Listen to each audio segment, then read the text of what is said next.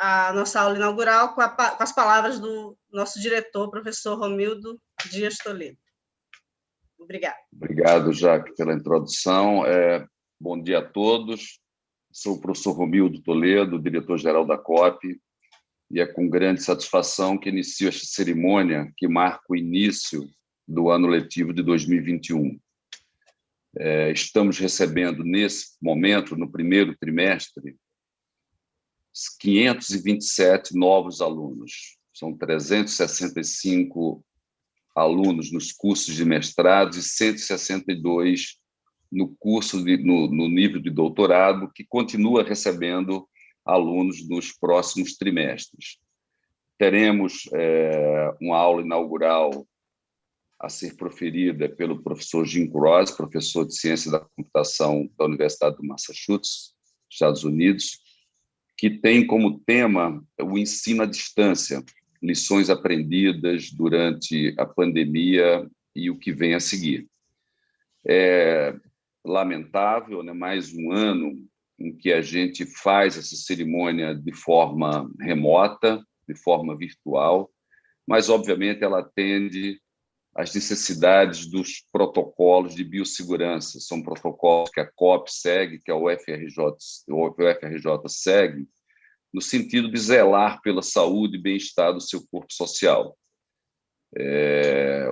A pandemia continua em níveis muito altos e, lamentavelmente, nós precisamos, né, iniciar o ano e o primeiro trimestre dele, com certeza, de forma virtual.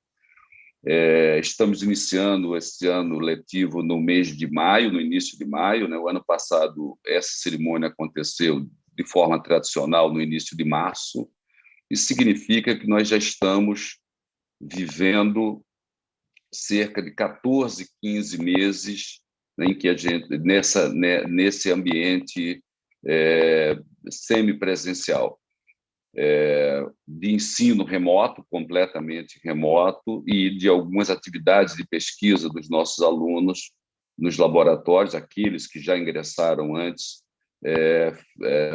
realizando sua pesquisa de forma semipresencial. Gostaria de dizer a vocês que estão ingressando hoje que é sempre um momento muito especial para nós receber jovens pesquisadores em nosso corpo social. A chegada de vocês, ela nos enriquece, engrandece e fortalece para enfrentar os desafios que são cotidianamente postos pela nossa sociedade. A engenharia dialoga com muitas áreas de conhecimento e cada vez mais está presente na vida das pessoas. Criada em 1963 pelo professor Alberto Luiz Coimbra, a Coppe nasceu em uma pequena sala no campus da UFRJ, na Praia Vermelha. E em 5 décadas e meia, se transformou no maior centro de ensino e pesquisa de engenharia da América Latina. Vocês estão entrando numa instituição que traz no seu DNA o compromisso com a excelência acadêmica, o desenvolvimento do país e a busca de soluções que tragam benefícios para a sociedade. A Coppe ela é dirigida de forma colegiada, são um conjunto de diretores com atribuições bem definidas,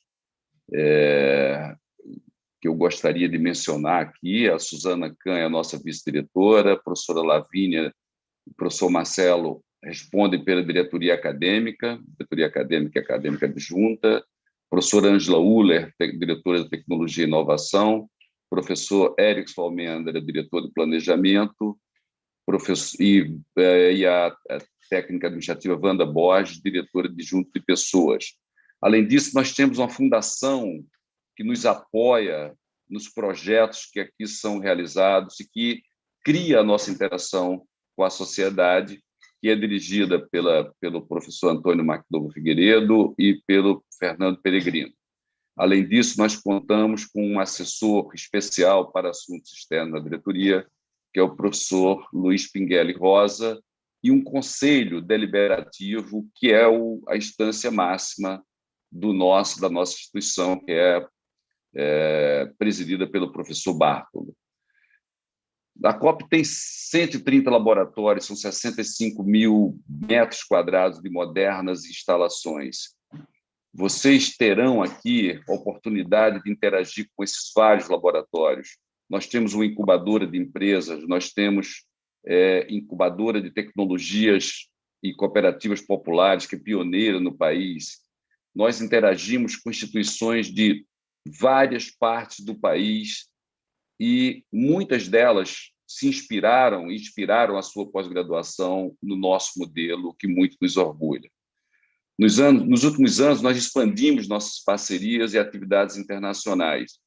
Temos parcerias com várias universidades europeias, da América e da Ásia, inclusive centros de pesquisa com a China e com os Estados Unidos. É muito importante, no momento em que a gente passa por essa pandemia, que nós abordemos, né, o que ocorreu com o ensino no primeiro ano. Então, eu parabenizo aqui a diretoria acadêmica pela escolha do tema. Tenho certeza que a palestra que será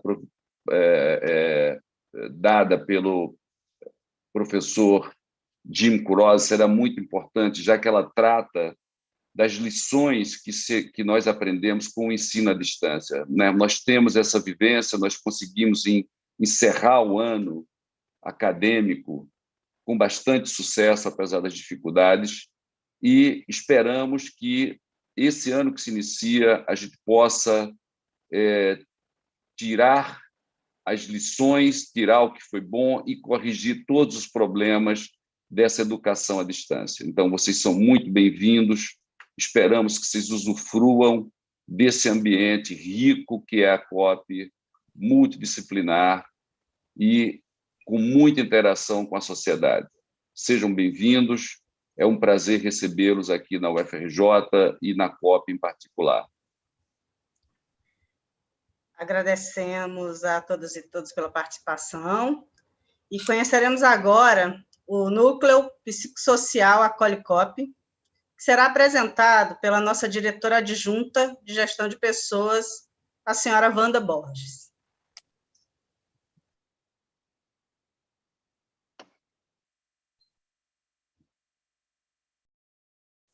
Está mudo, Wanda.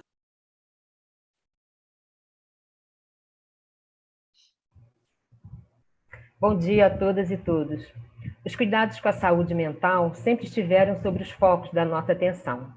E o advento da pandemia de Covid-19 agilizou a construção de um espaço com ações próprias de atenção psicossocial. Assim, em julho de 2020, foi criado o Núcleo Psicossocial Acolhe Coppe, antiga demanda de acolhimento do corpo social discente. Dar conta de pesquisas e manter em dia a demanda da produção de artigos e experimentos com isolamento social, sem os tão produtivos e imprescindíveis compartilhamentos presenciais, foi um impacto contundente na vida acadêmica. O Acolhe Coppe veio para equilibrar essa situação. No momento, o Acolhe Coppe atua somente na modalidade online, mas com a previsão de atenção presencial, tão logo retornemos às atividades do campus universitário. O Acolhe Coppe atua com a metodologia dialógica, psicoterapêutica online. Se desenvolve por meio de atendimento individual e em pequeno grupo, por sessões de psicoterapia breve, individual, roda de conversa, grupo de apoio psicoterapêutico, oficinas de criação e sensibilização. Dentre os objetivos que alicerçam as atividades do Acolhe Coppe, destacamos o acolhimento, a relação dialógica com apoio psicoterapêutico por uma psicóloga clínica e institucional. Na roda de conversa, é possível contar com estagiários de serviço social. Após 9 meses de criação, com mais de 199 atendimentos individuais, 12 grupos de apoio, 34 rodas de conversa, um total de 245 atendimentos realizados, o Acolhe Coppe, nesse ano, amplia sua oferta de ações de bem-estar, com a criação de um site, acolhecoppe.coppe.frj.br. Em breve, divulgaremos a data de lançamento. Este site será um novo canal de divulgação, para inscrições, oferta de novos cursos, outras ações de bem-estar, artigos de saúde mental. Terá ainda o serviço social, com orientações de espaços públicos de saúde mental e outros serviços afins. Seguindo nessa proposta de novas ações, no último dia 29, iniciamos o curso Escritas que Dançam e Corpos que Escrevem, fruto da parceria com professores da Faculdade de Educação da UFRJ e da Unirio. Atualmente, os atendimentos são agendados pelo e-mail acolhecope@adc.cop.frj.br. O Acolhecope quer a médio prazo ser reconhecido como espaço humanizado, integrado e integral para o corpo social docente e toda a força de trabalho. E para isso, contamos com a participação de todos. Cuidar da saúde mental não é apenas para quem está doente, mas, sobretudo, para quem quer se manter saudável e equilibrado emocionalmente. Agradeço a atenção de todos. Obrigada, Wanda. Seguimos a recepção aos novos alunos, passando a palavra à diretora de Assuntos Acadêmicos, a professora Lavínia Borges. Bom dia a todos, eu vou compartilhar minha tela aqui. Bom, eu vou apresentar para vocês, né, uma orientação aos alunos, mas antes de qualquer coisa, eu queria dar bom dia, né, à nossa diretoria, que está alguns presentes aqui, a todos os coordenadores e a todos que nos assistem.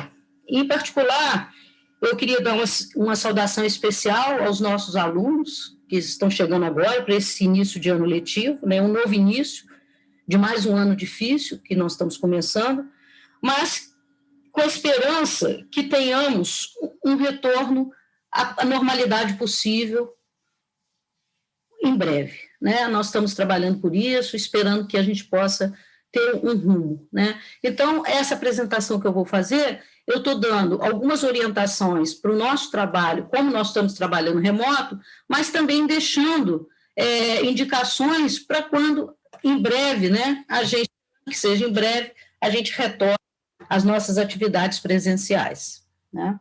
Bom, então, primeiro, nos localizando aqui na UFRJ, né, a UFRJ é formada por centros de conhecimento, então nós temos centro de tecnologia, centro de ciência e saúde, centro de letras e artes, centro de filosofia e ciências humanas, centro de ciências jurídicas e econômicas, centro de ciências matemáticas e da natureza e o fórum de ciência e cultura.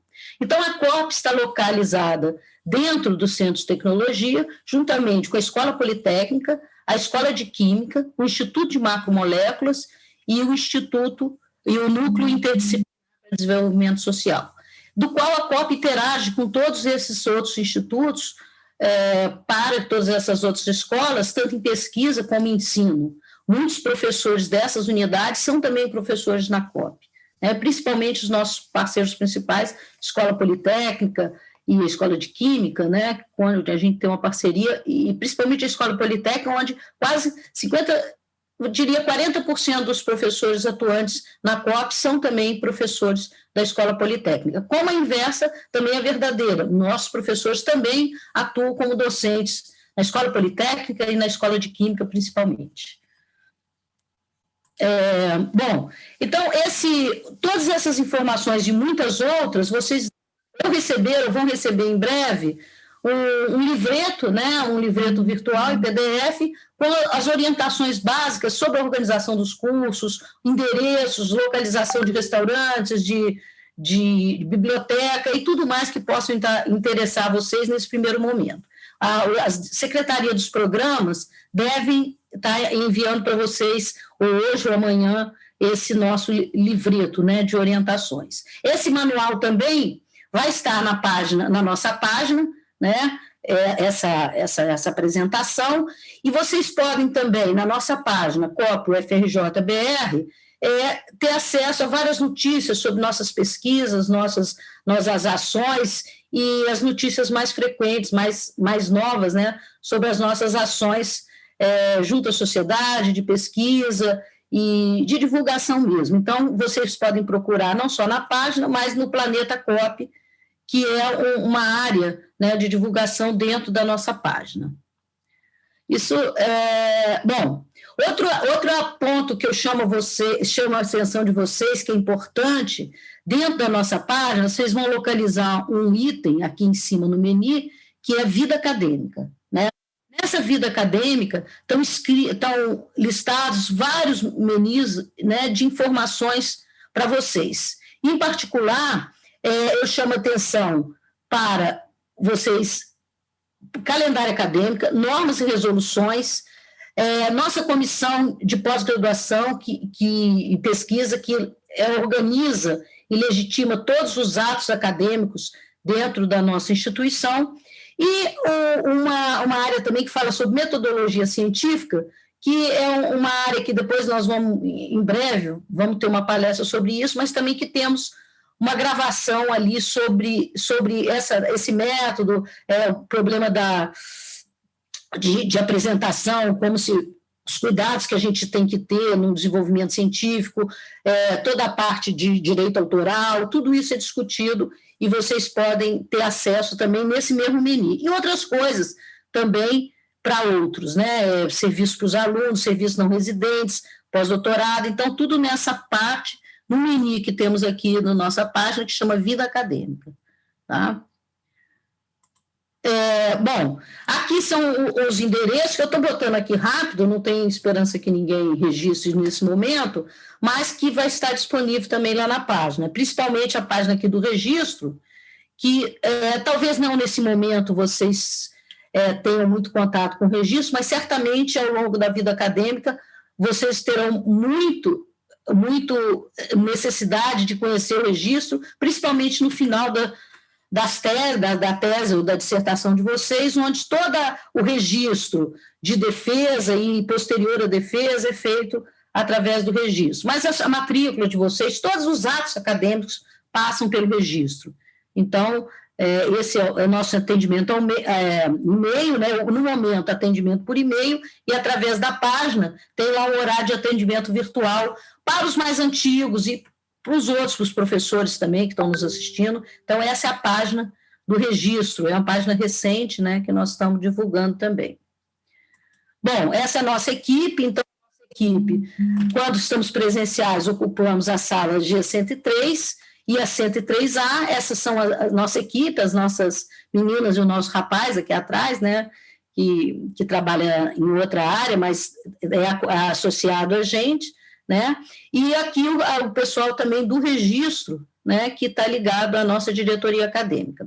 Além disso, eu estimulo vocês a procurarem a coordenação acadêmica dos programas, porque é ela que faz a ligação dos alunos com a gente, né? Então, é muito importante que os novos alunos conheçam, entrem em contato, interajam com as secretarias dos programas, que elas podem fazer o contato ou interagir com a gente para facilitar o entendimento, a vida de vocês iniciando, né, na Coppe. Bom, então, quais são esses programas que nós temos? A Coppe é formada por 13 programas, né, a maioria deles nível 6 e 7, né, na Coppe, né, no Sistema de Avaliação de Pós-Graduação do Brasil. Então, nós temos 3 programas 4, um programa 5, todos os demais são 6 e 7. A nota máxima é 7. Então, nós temos o programa de Engenharia Oceânica, Engenharia Biomédica, Planejamento Energético, Engenharia Civil, Engenharia Mecânica, Engenharia Elétrica, Engenharia de Transportes, Engenharia Nuclear, Engenharia de Sistemas e Computação, Engenharia de Produção, Engenharia Mecânica, Engenharia Metalúrgica de Materiais e o mais novo, Engenharia de Nanotecnologia. Então, esses 13 programas unidos compõem o que a gente chama de Coppe, a unidade da Coppe. São programas de pós-graduação, com entradas independentes, mas regidos por um sistema unificado. A gente tem uma regulamentação que tenta homogeneizar e ter um tratamento uniforme para todos os programas, de tal maneira que a gente possa garantir a qualidade, né, e um padrão de excelência uniforme em toda a Coppe. É muito importante, eu acho que isso que nos diferencia de muitos programas que temos, é essa gestão unificada, né, homogeneizada, não homogeneizada no sentido de pasteurizada, mas unificada na excelência, né, dos diversos programas. Há um cuidado muito grande em manter a qualidade das bancas, dos professores que dão aula, né? Nós temos um processo de avaliação anual que procura avaliar todos os professores anualmente, né? E os professores são credenciados anualmente para continuarem a dar aula e orientar. Isso é muito importante para a gente. Bom, aqui nós temos também, vocês vão ver aqui no futuro, à medida que o curso de vocês forem andando, vocês vão ter oportunidade de participar de convênios internacionais, fazer um bolsa sanduíche, ou ter um estágio fora, e para isso, ou mesmo participar de projetos internacionais. Então, para isso, nós temos a nossa equipe de assessoria internacional, que hoje tem um professor, que é o coordenador, que é o professor Gustavo dos Anjos, um assessor e 2 assessores internacionais, que é o Jorge Alisson e a Rejane. Tá? Eles ficam na fase presencial na sala G201 e hoje atendem por esse e-mail que nós temos aqui disponibilizados. Tá? Então, isso aqui também é uma parte bastante importante e cada vez mais ganha relevância na nossa instituição. Bom, ano passado, a gente, como o Romildo já mencionou, nós fomos surpreendidos, né, de uma certa maneira, não sabíamos que íamos ficar tanto tempo fora, então nós tivemos que montar rapidamente um ensino remoto, então nós chamamos de ensino remoto emergencial. Então, nós demoramos algum tempo até nos acostumarmos, criamos uma adesão à plataforma Google Education, né? Temos uma página hoje, que também está na primeira página da Coppe, com o endereço que está disponível aqui, mas vocês clicando lá, tem estudo remoto, e lá vocês podem encontrar palestras e instruções sobre ensino remoto, algumas regras, alguns tutoriais, e também tem um curso de treinamento que é oferecido pelo professor Jean Davi, que é um curso de treinamento no ambiente do Google Classroom. Né? Então, tem várias áreas de palestras, nós aos poucos vamos botando também aqui os horários, a divulgação das teses, então essa área ainda em construção, essa página, mas que pode já dar algum auxílio para vocês. Bom, só para dar alguns números, né, em 2020, eu não tenho os dados ainda do terceiro período, mas nós conseguimos, dentro dessa estrutura, a partir de 5 de julho, quando a universidade que a gente iniciasse o ensino remoto, nós iniciamos, né? E, então, nós conseguimos oferecer, nós tivemos, no primeiro período, 4.200 inscrições, né? Inscrições não significa alunos, a gente tinha 2.250 alunos, né, sendo que 807 em créditos. As inscrições é porque um aluno tem 3 ou 4 inscrições. No segundo período também, novamente, 2.451 alunos, né? E tivemos 3.487 inscrições. A gente considerou esse número razoável, considerando a situação de exceção que estávamos vivendo. Nesse ano também, nós tivemos 275 defesas, sendo 166 de mestrado e 109 de doutorado. Houve uma queda? Sim, é natural, porque várias mudanças, as teses passaram a ser remotas, alguns alunos tiveram dificuldades, estão tendo ainda, para concluir as suas teses, as suas dissertações, porque fazem trabalhos experimentais, os laboratórios têm funcionado intermitentemente, ou seja, às vezes começa, fecha, volta, então isso realmente tem afetado, mas nós estamos procurando resolver e estamos criando protocolos, como o Romildo falou, para voltar com segurança, né, e permitir que todos os alunos concluam a tese com qualidade e com segurança. Né? A UFRJ suspendeu os prazos, né? Então os alunos estão com os prazos suspensos, então eles terão regularmente condições de concluir os seus cursos. Né? Aqui, nós temos o total de teses defendidas na Coppe até hoje, até 2020, né? Nós temos um total de 12.872 dissertações de mestrados, 4.869 teses de doutorado. Né? Então, isso é o nosso integral no tempo, né? Falando um pouco dentro da engenharia. E esse ano, como o Romildo já falou, né, nossos ingressantes aqui por programa, né, no total de 527, um pouco abaixo do que a gente tem normalmente. Em 2020 a gente recebeu 700 e pouco, 707 por aí, mas é natural também, porque muitos ainda estão inseguros em vir para o Rio e fazer o ensino remoto. A gente achou natural um pouco essa pequena redução. Mas a gente tem outras entradas, tem segundo, terceiro período, a maioria dos programas, e pode ser que a gente aumente esse quadro até o final do ano. Mas é um número bastante bom diante das nossas circunstâncias. E no final, também, nós temos aqui no nosso curso os pós-doutores, né, que trabalham aqui com a gente também. Nós temos hoje em dia 126 pós-doutores que terminam o seu doutorado e vêm trabalhar com a gente, né, sendo que 15 estrangeiros e 110 brasileiros. Esse compõe o nosso corpo, vamos dizer, social, né, professores, alunos e os pós-doutores, que também atuam nas pesquisas, podem participar em orientação, podem participar dando aula também. Então, mais uma vez, bem-vindo a todos, obrigado, e eu devolvo a palavra para a Jaqueline. Obrigada, professora Lavínia. Na sequência, ouviremos o nosso diretor adjunto de assuntos acadêmicos, o professor Marcelo Campos, Deixa eu tirar que introduzirá um filme com os programas, né? Esse filme foi feito antes da pandemia, e o nosso palestrante, o professor Jim, que já está presente na sala, passa a palavra para o professor Marcelo. Obrigado, Jaqueline. Bom dia a todos. Agradeço a presença de todos os alunos. Acho que Lavínia fez uma ótima apresentação da parte acadêmica da Coppe.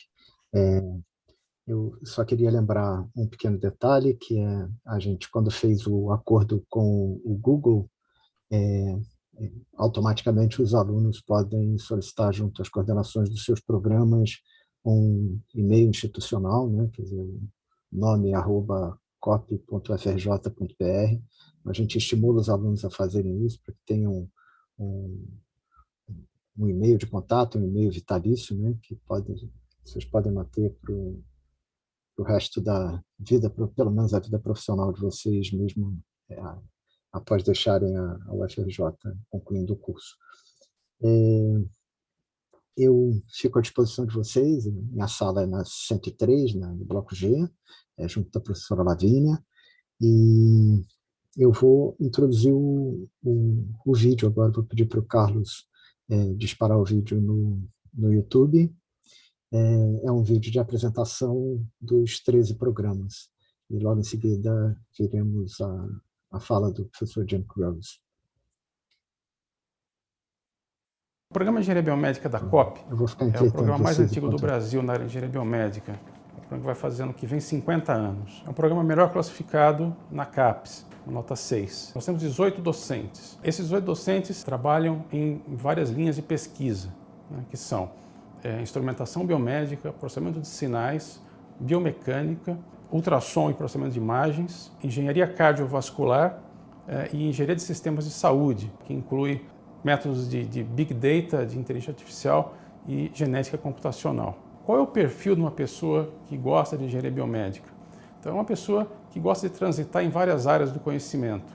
Nós temos, por exemplo, engenheiros que trabalham em problemas médicos, nós temos fisioterapeutas, médicos, biólogos, etc., que se dedicam a problemas de engenharia. Então, nós procuramos dar uma formação específica para esses alunos da área de saúde, de métodos matemáticos, de engenharia, de computação, e para os alunos que vêm da engenharia, nós procuramos dar uma formação de fisiologia, anatomia. O programa de engenharia biomédica está em expansão atualmente. No ano que vem, nós vamos inaugurar o Núcleo de Inovação de Tecnologia e Engenharia Biomédica, inclusive com uma incubadora de empresas. Então eu aproveito a oportunidade para dar boas-vindas a todos os novos alunos que estão entrando agora no programa de pós-graduação da Coppe no modo geral, e convido a todos que quiserem conhecer aqui o programa de engenharia biomédica, nós temos à disposição. O programa de Engenharia Civil da Coppe é um dos mais tradicionais do Brasil. Tem cerca de 50 professores, 120 técnicos administrativos e 500 alunos, que atuam em 12 diferentes laboratórios. O PEC atua em estruturas e materiais, atua em geotecnia, mecânica computacional, recursos hídricos, sistemas computacionais, petróleo e gás. Em nossas linhas de pesquisa, utilizamos modelagem numérica, física e analítica. Além das atividades acadêmicas, temos parcerias com empresas nacionais, públicas e privadas e com órgãos de governo federal, estadual e municipal. Exemplos de atuação do Programa de Engenharia Civil: assuntos diversos relacionados à exploração de petróleo e gás em águas profundas, estudos de encostas da cidade do Rio de Janeiro, Angra dos Reis, Nova Friburgo, entre outros, disposição de resíduos urbanos e industriais com destaque para eventos recentes envolvendo as barragens de rejeitos de Minas Gerais, estudos da Ponte Rio-Niterói, Maracanã, Elevado Joá, entre outros. O nosso esforço é permanente. A gente busca cada vez mais colaborar no engrandecimento, no fortalecimento da infraestrutura nacional. Alunos de 2020, bem-vindos ao PEC. Bom dia, sejam bem-vindos ao programa de Engenharia Elétrica da Coppe, da Universidade Federal do Rio de Janeiro. O nosso programa hoje conta com 5 áreas acadêmicas: eletrônica, sistemas de energia, controle, automação e robótica, inteligência computacional e eletrônica de potência. O PE atua em diversas áreas do setor da engenharia elétrica como um todo, em parcerias com empresas do setor de energia e setor elétrico, como, por exemplo, eles têm uma longa parceria com o CEPEL, que é o Centro de Pesquisas da Eletrobras. Recentemente foi desenvolvido estudos e análise do sistema de ultra alta tensão de energia, que é um nível de tensão que ainda não existe no Brasil comercialmente e vai ser necessário para a transmissão de energia às longas distâncias.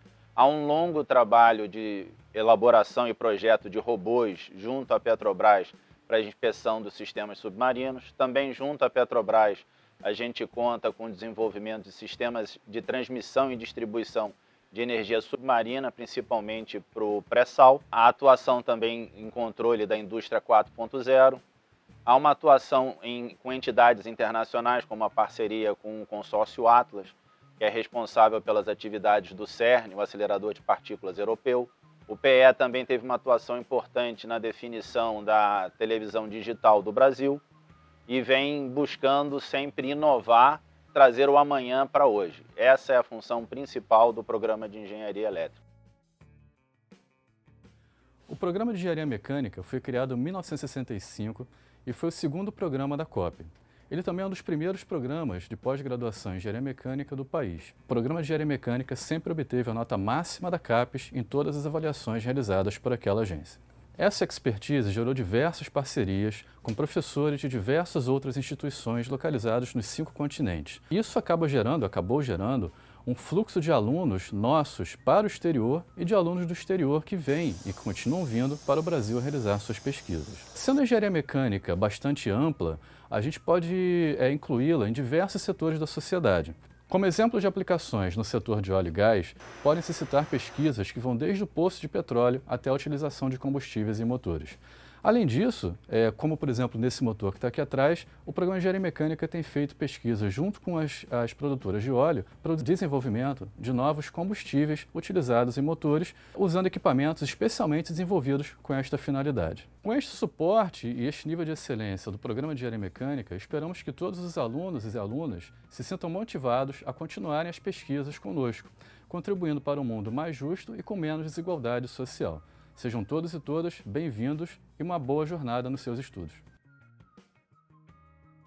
Eu queria dar boas-vindas a todos os alunos de mestrado e doutorado do Programa de Engenharia Metalúrgica e Materiais da Coppe. Nosso programa foi criado em 1967 e o nosso objetivo é promover atividades de ensino e pesquisa avançada nos mais diversos segmentos, como petróleo e gás, medicina, odontologia, indústria automobilística, nanotecnologia, entre muitos outros. Nós também damos suporte a todo o segmento da indústria que deseja melhorar a sua performance através do desenvolvimento ou otimização de materiais metálicos e não metálicos, bem como os processos de fabricação, inspeção e avaliação das propriedades dos materiais.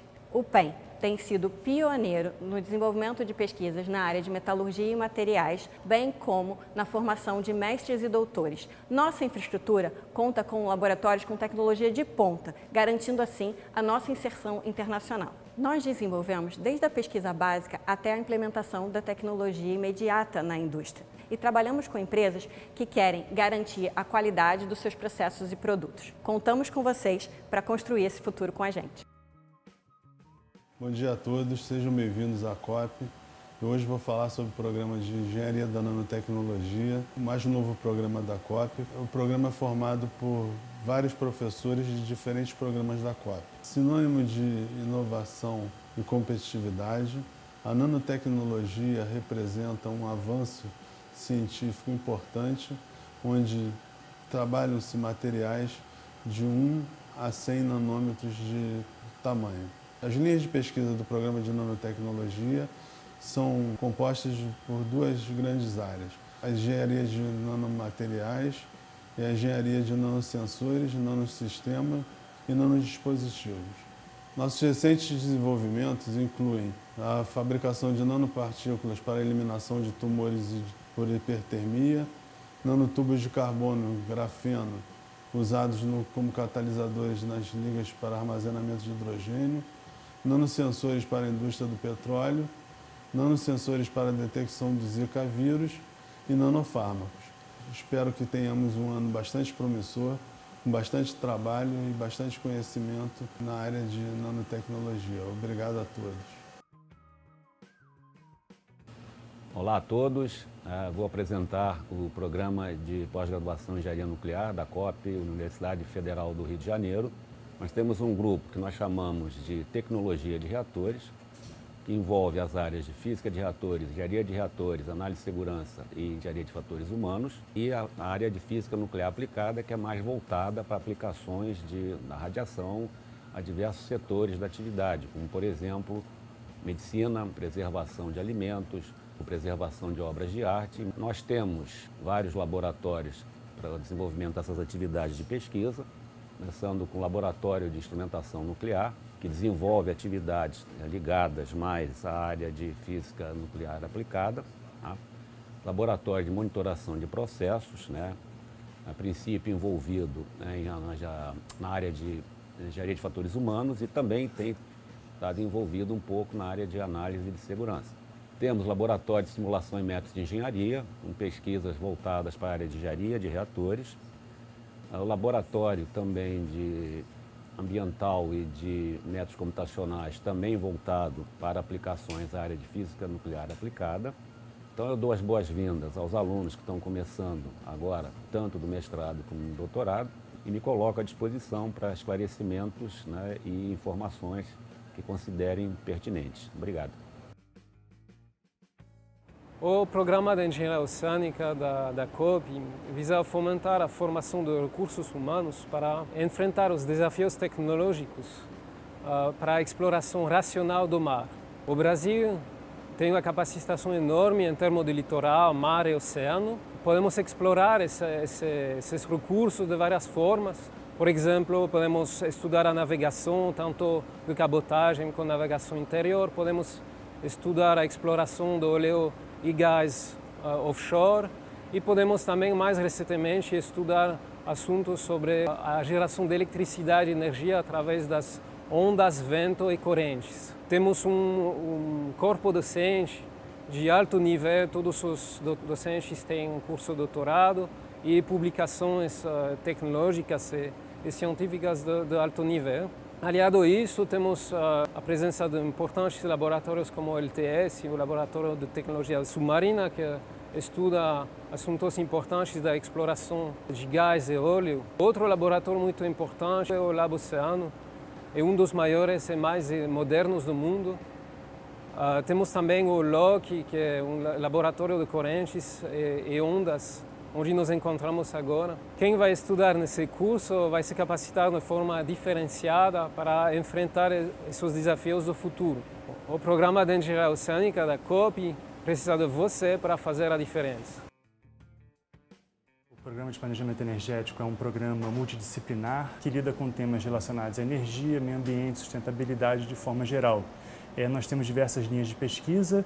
É claro que a energia é o nosso carro forte, que é a nossa grande origem, que vem há 40 anos já lidando com problemas energéticos, sob a ótica tecnológica, econômica, social e também por uma ótica integrada com outros setores, como recursos hídricos, como o uso da terra e também os problemas ambientais associados às questões energéticas.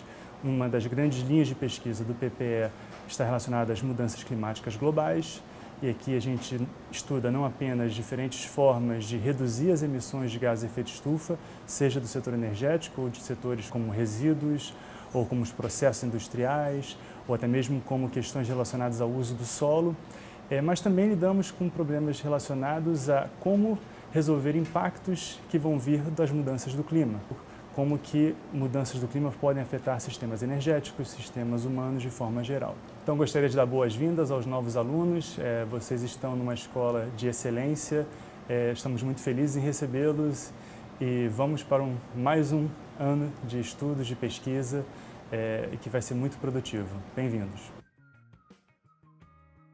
Bom dia, como boas-vindas aos novos alunos, mestrandos e doutorandos do programa de Engenharia de Produção.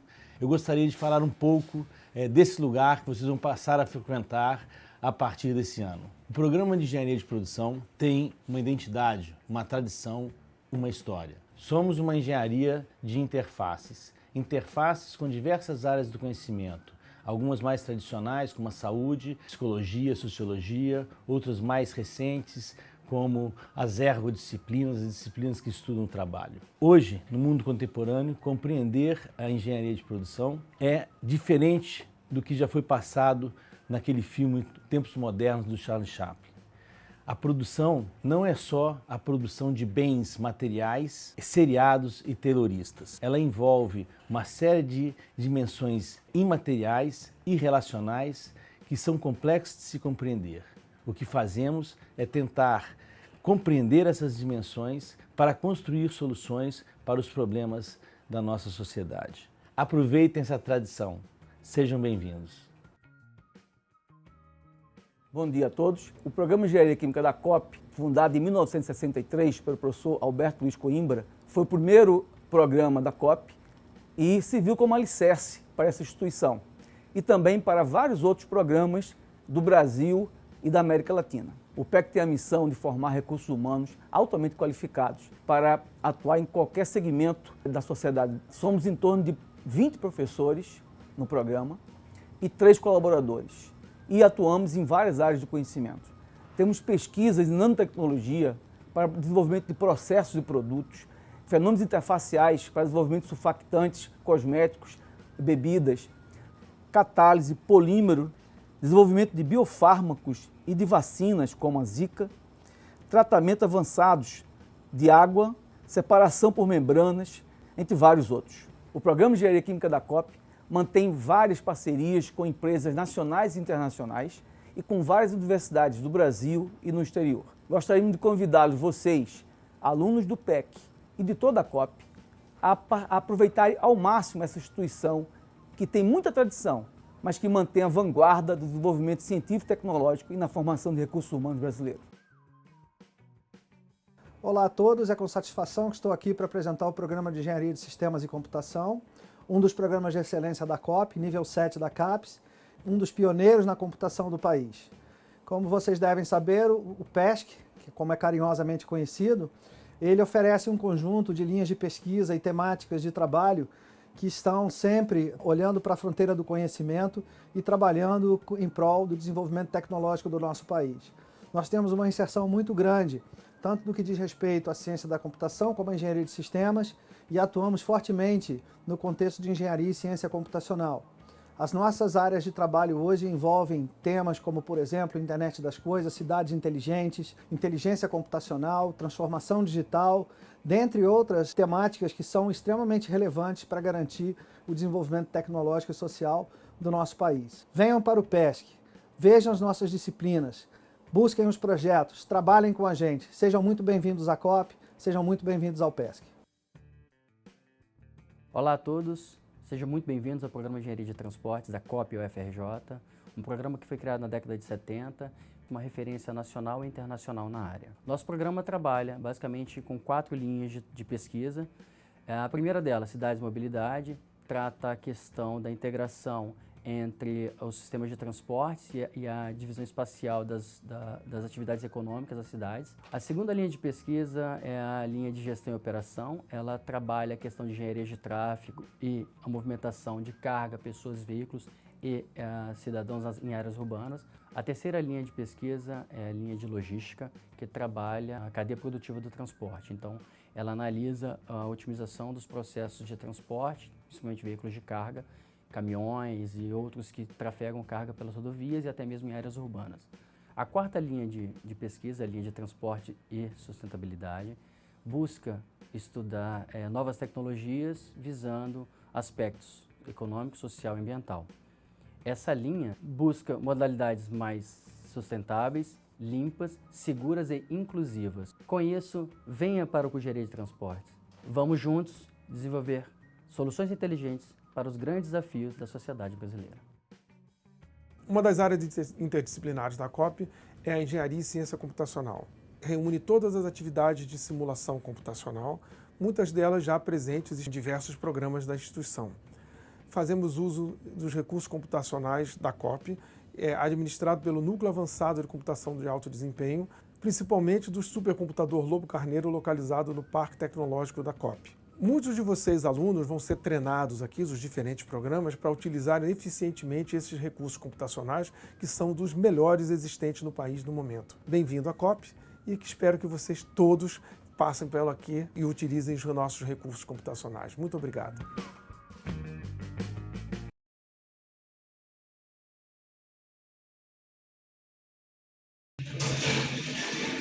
A Coppe UFRJ tem a honra de receber o professor Jim Kurose, da University of Massachusetts Amherst, que proferirá a aula inaugural da Coppe do ano de 2021, cujo tema será Teaching at a Distance, Lessons Learned During the Pandemic and What Comes Next.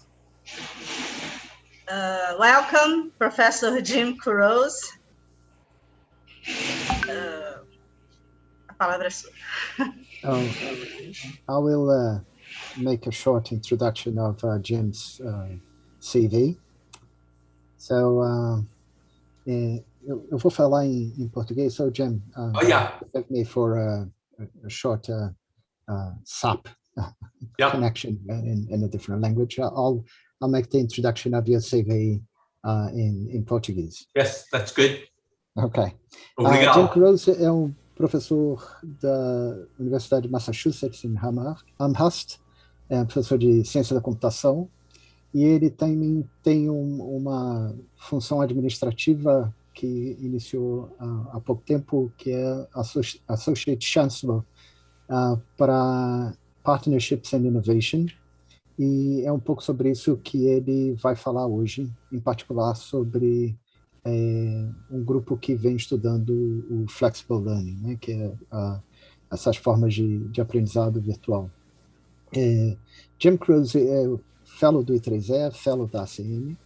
Ele tirou o seu doutorado em Ciência da Computação pela Columbia University, mas já trabalhou como professor e pesquisador visitante em outras universidades, como Sorbonne e IBM Research, né?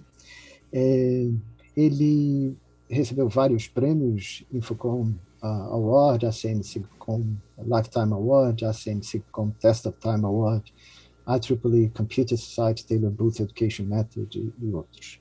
Ele escreveu um best-seller na área de ciência da computação, em particular na área de redes de computadores, que é o Computer Network, a Top-Down Approach, que acho que já está na 9ª edição, alguma coisa parecida por aí. Ele é membro da National Academy of Engineering, Fellow da ACM do I3E, eu já falei.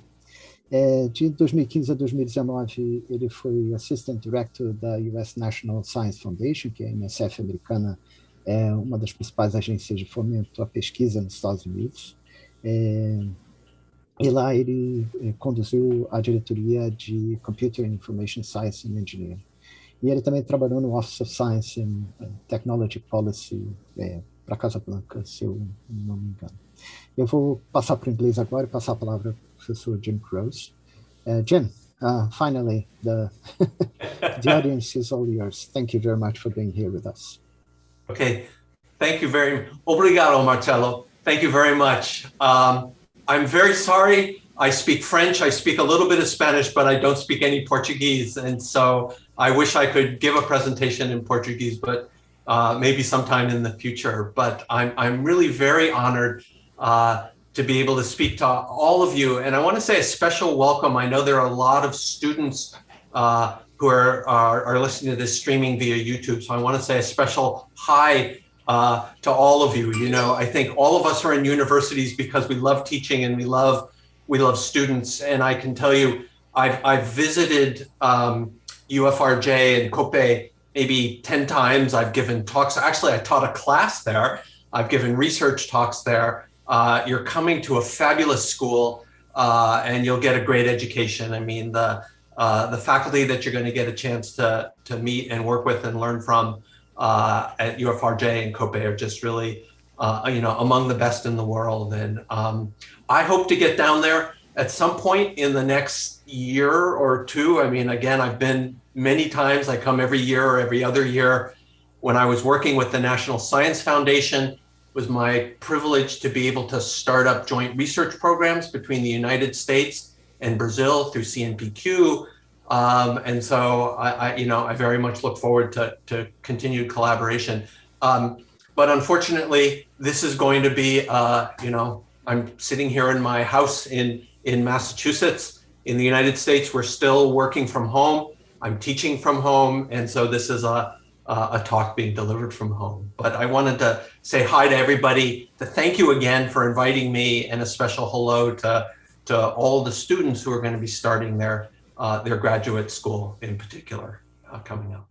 Okay, so Marcello, is it okay if I share my screen for some PowerPoint? By all means, yes. Okay. So there's that. There's that.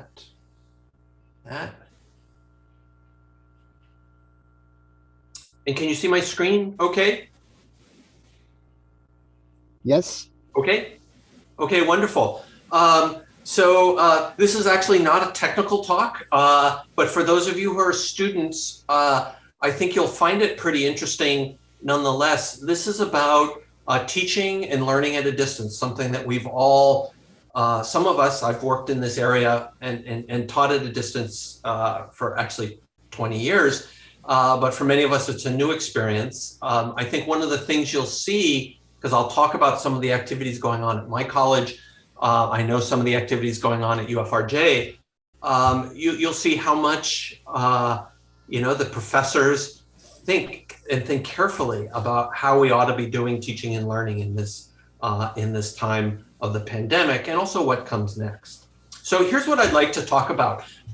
So I'm a computer scientist. I have an undergraduate degree in physics, but I got interested in computer science in graduate school. And I want to talk about computing. I want to start by setting some context for computing and engineering education. I then want to talk about teaching and learning at a distance, some reflections on that. And that might help all of you who are students sort of think about what it's going to be like to be in a classroom at a distance next semester.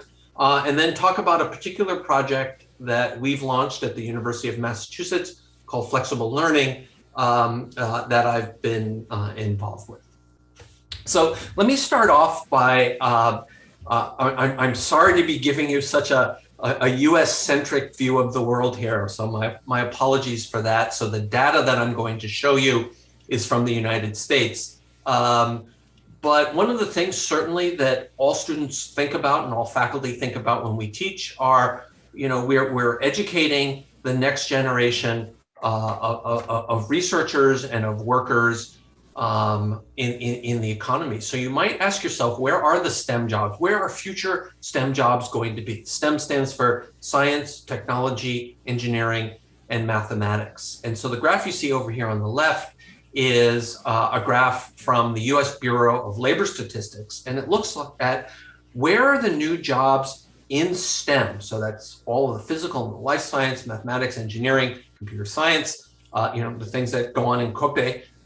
Where are the new jobs in the economy going to be coming from over the next 10 years or over a 10-year time frame? You can see between computer science and engineering, that's about 77% of the new jobs that are STEM jobs, science, technology, engineering, mathematics jobs in the United States. So the education that happens in computer science and engineering, again, I'm a computer scientist, so I'm sorry if I think that computing and engineering is sort of at the center of the world, but the education here is going to be really, really important for the workforce. If you look at, and again, these are United States statistics actually for graduate programs that have graduate programs, universities that have graduate programs, you can see over time on the x-axis you have years, on the y-axis you have the number of degrees in computer science, and you can see that the number of degrees in computer science at the undergraduate level has been going up very, very fast. That's been a real challenge for universities. In my university, so this is a picture of my campus. My building is sort of right in the middle, but at the back there, so you can't really see it. Computer science graduates the largest number of undergraduate students who study the computer science major. The number of master's students is also the largest on campus, and the number of PhD students that we graduate is also the largest on our campus. So certainly, again, computing plays a very important role on my campus as well. Now, I wanted to put in just sort of a couple of slides here about the bigger picture about computing education, because I know many of you, if you're coming to UFRJ and Coppe and going to study computer science, you're going to be involved in the deeply technical part of computer science and engineering. In the United States, there's a trend at the undergraduate level, in particular, for computer science education to be broader than, or to be more than just this, sort of the narrow, I don't mean that in a negative sense, but the focus, that's a better word, the focused undergraduate technical area of computing. There's something that in the US we're calling computer science plus X, where X is a variable here. And what this means is that we have undergraduate students who are studying computing, but they're also studying business, they're studying health, humanities, art, social sciences, some of the other physical or life sciences here. So in my university, we started a program that we call informatics that is a different program from what we're doing in computing. And so as you come to the university, just something to keep in mind that yes, the deeply technical computing that you will study, that you will do at UFRJ is incredibly important. But computing is important to lots of other people as well who are studying in other disciplines, and not just the science disciplines, the social sciences, for example, particularly psychology, cognitive science, anthropology, for example, because a lot of the artifacts that we create as engineers, as computer scientists, need to be used by people, and the application of computing, the application of engineering is itself becoming more and more important. So I hope you get a chance to interact on your campus next semester or virtually interact next semester, and then when you get back to campus physically, you get a chance to interact with students in other disciplines as well. And then lastly, here in the United States, we have an increasing emphasis on what we call K through 12. So those are the first 12 years of school, maybe roughly 6 years old to 18 years old. Also, and this is taking sort of a computing view here. And in the United States, actually, I don't know what it's like actually in Brazil.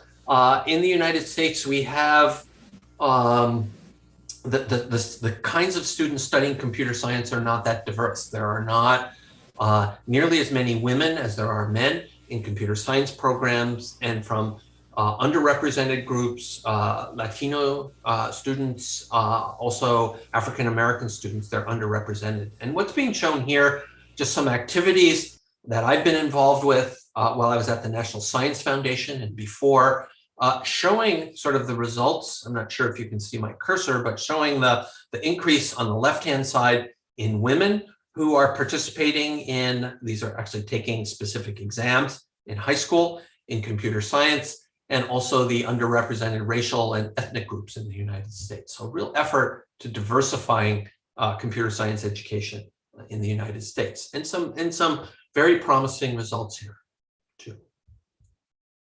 Okay, so I want to say a few words about teaching and learning at a distance, since we'll all be experiencing it this semester. And then maybe before I talk about what's going on at UMass, I'll pause and see if there are maybe any questions from the folks who are directly online here via Zoom.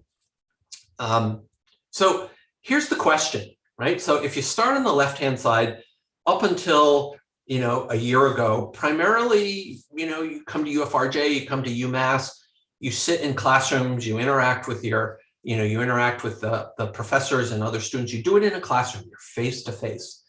For the last year, when I taught last semester, 100% online and virtual. So I've never met the 150 students who were in my computer networking class, right? They were all, just like you're seeing here, was all done online.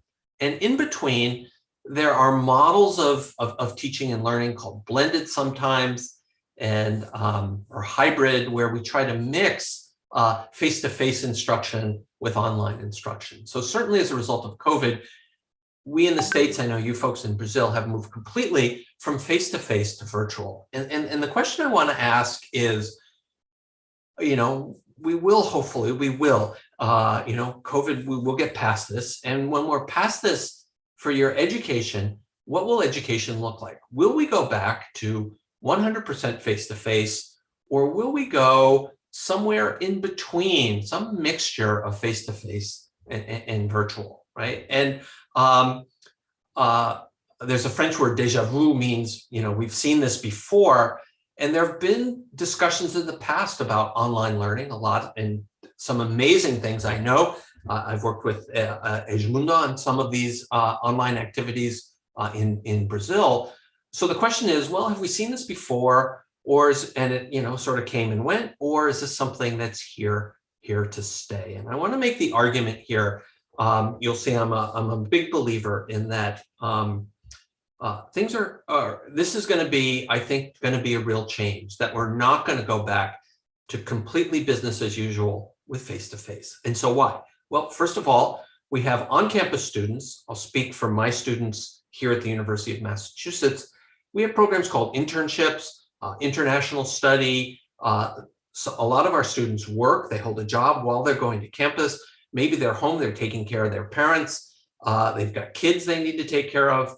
And so students can't always be on campus. So our students who would normally be on campus sometimes need to go off campus for internships, to go work at a company for a semester, or to travel for an international experience, or for work, or for personal things. So that's becoming increasingly important. Many universities are now establishing satellite campuses. My university is. So I live in a very small town, 20,000 people. Boston is the big town. It's maybe 2 hours away, 150 kilometers away from me.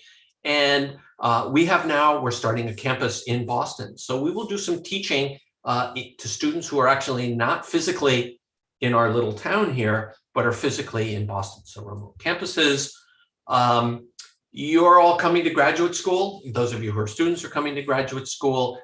Increasingly being able to learn throughout your life. I'll guarantee you that what you learn at UFRJ next semester, that'll be a great start, right? But you're going to have to keep learning, right? You might be working in other parts of Brazil. You may not have access to a university there, but you're going to want to continue to take take courses. You know, if I'm a networking person, I would love to keep taking networking courses from Edmundo and Daniel and other people at UFRJ, you know, as I go through my career. So you're going to have lifelong learning.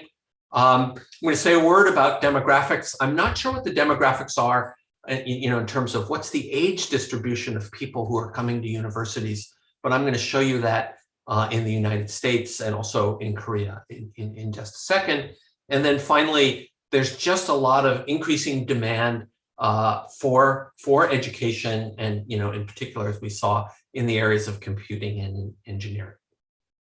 Okay, so let me show you some demographics. I mean, so as Marcello mentioned, I'm an administrator, and one of the things you do have to think about is, you know, what's the macro picture of the makeup of students who are coming to your university?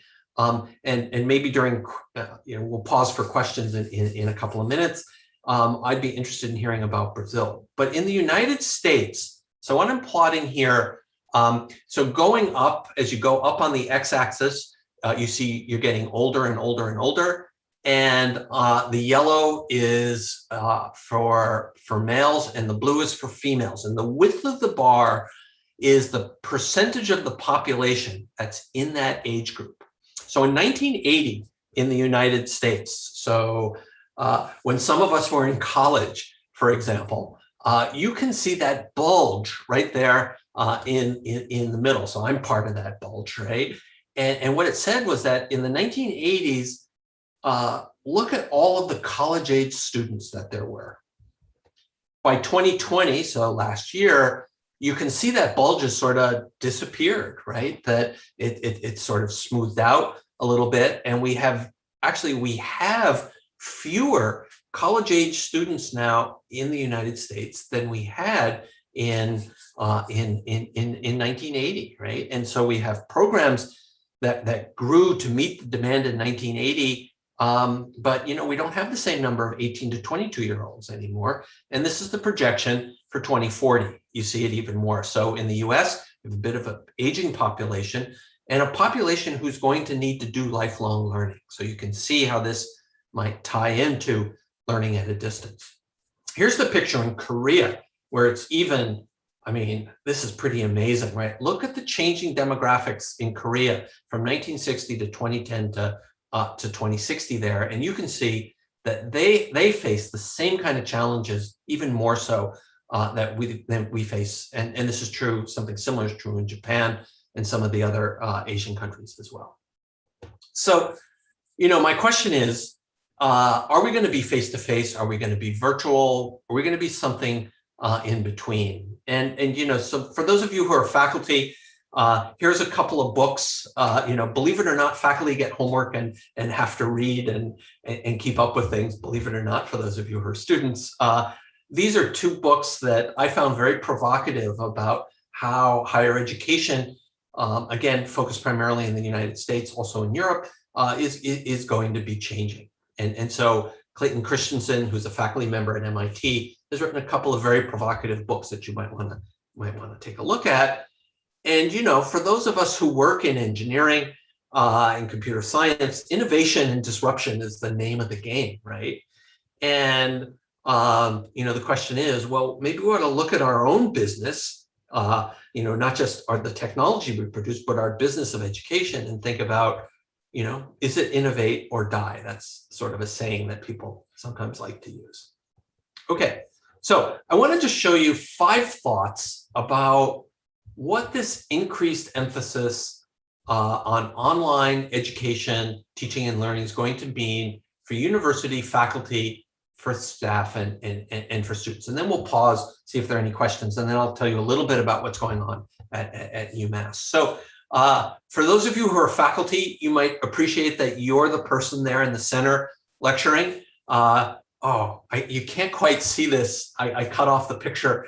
The picture at the bottom is a picture from a famous French photographer. There's actually a clock that you can't see. That's where that little kid is looking, right? And you know what it's like being in a classroom and you're like, oh my God, how much longer till this class is over, right? So, you know, that's not the kind of teaching that's going to cut it in the future. You know, we're going to be moving from this kind of, lecture-based, there's a saying in English, sage on the stage, that means the smart person who's lecturing, to more interactive and active forms of learning in your classrooms. And I know at UFRJ that there are a lot of faculty that have already adopted this. So I think when you get back in person on campus, you'll see this in the classrooms, and hopefully you'll see it online as well. I think, something I wanted to talk about, so, it was mentioned, I have a computer networking textbook that, I know if you take a computer networking course while you're at UFRJ, you'll use it. And I've taught with, I came in and gave a guest lecture to one of Edmundo's classes there. When you think about what books are now and what books will look like in just, I predict 10 years, they're going to look very different. And that's going to have impact for us as faculty members, right? That I will tell you, so for me as a textbook author, I've spent a lot of time recording my own videos that accompany now the textbook. So they're pretty high quality, I like to think. I'm a decent teacher. I know how to edit video together. I know how to keep students' attention. And so I think I put together a set of videos that are now freely available on YouTube. Come to my homepage at UMass and you'll find a pointer to them. And there's online review questions, there are interactive problems that you can solve. And so a lot of the things that we have done as teachers historically, I think, the lecturing, the presentation of the material, that's going to start being done more and more through textbooks themselves, right? And just as an example, so this is a screenshot of a YouTube thumbnail for my course where I talk about the border gateway protocol, right? And so I got nice slides, I've got a book that goes along with it, I've got a video, there's me, teaching a 15-minute, 20-minute segment on the BGP protocol. On the right-hand side at the bottom, you sort of see, oh, here's some interactive problems. You want to solve a problem, try it out, instead of getting it as homework, just try it out online. Yep, you can do that too.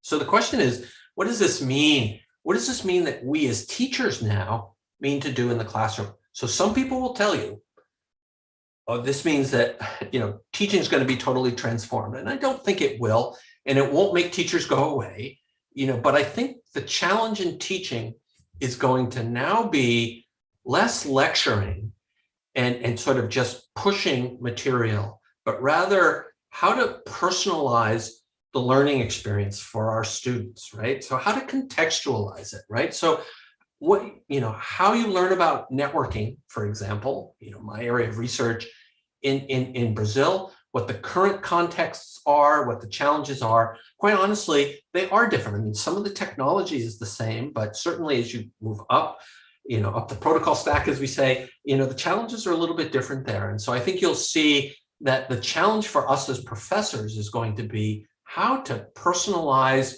this material for the students that we have in the classroom.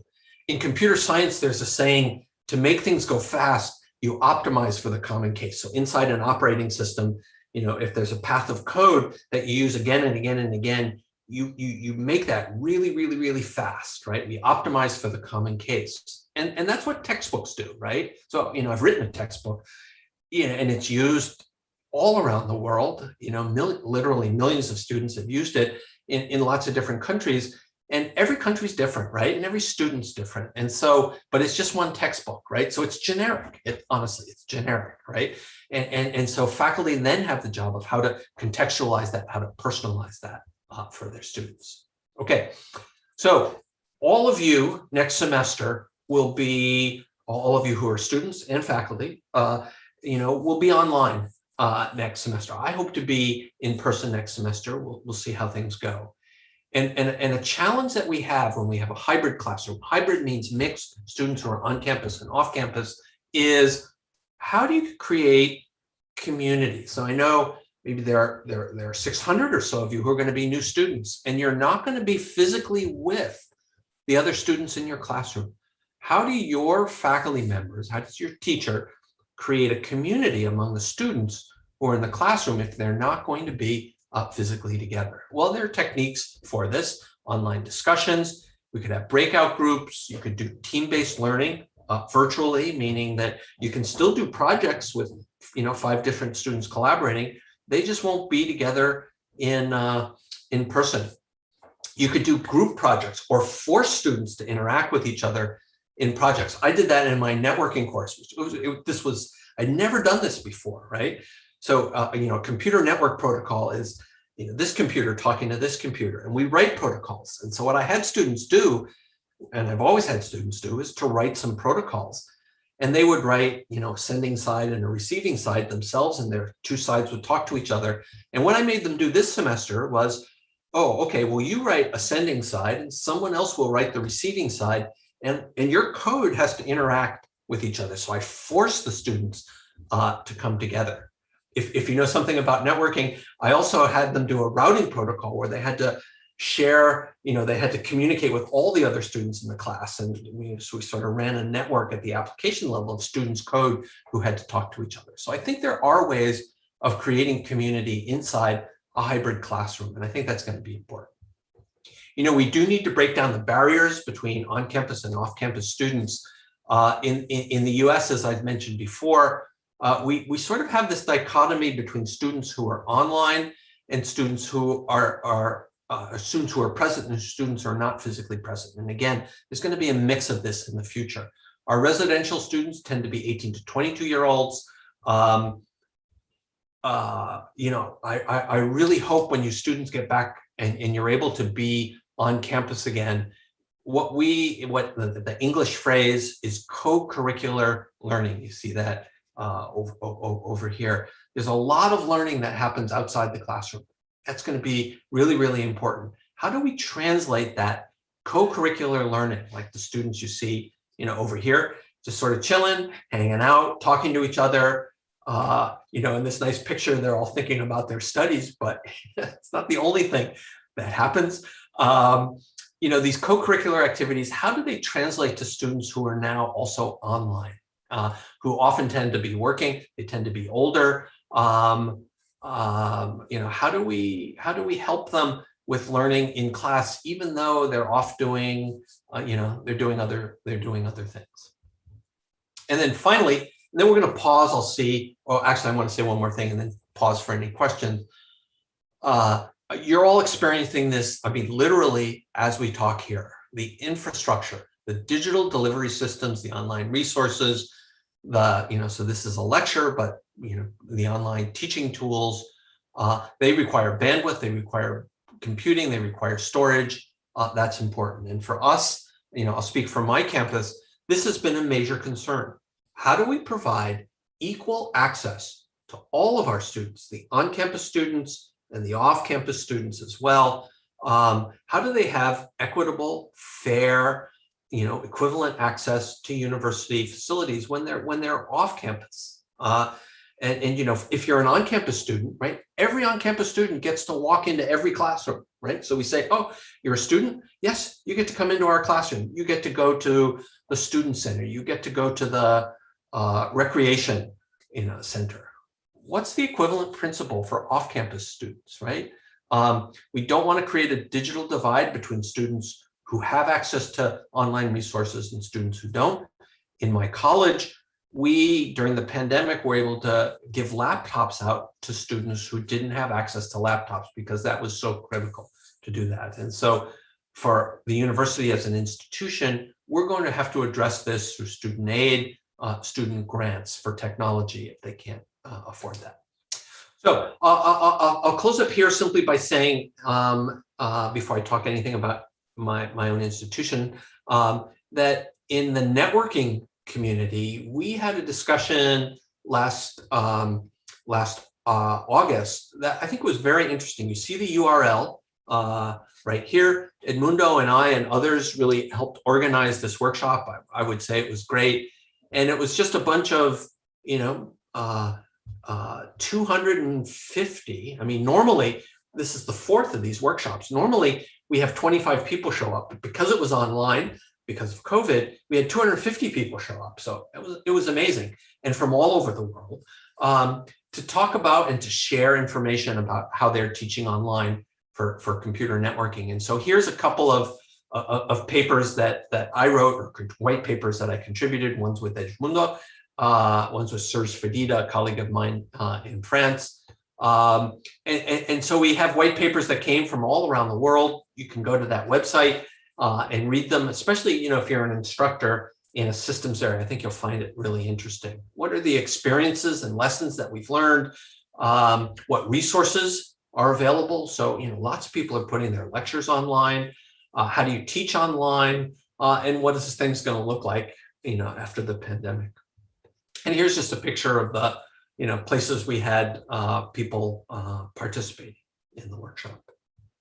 So let me pause there. I think I've probably gone on for 25 minutes or so. Let me pause there and maybe just see if there are any questions, because those of you who are students and faculty know the worst thing that could happen is for someone to just start talking and never stop. So I'm gonna stop talking if I can and unshare my screen so I can see folks. We'll come back to it later.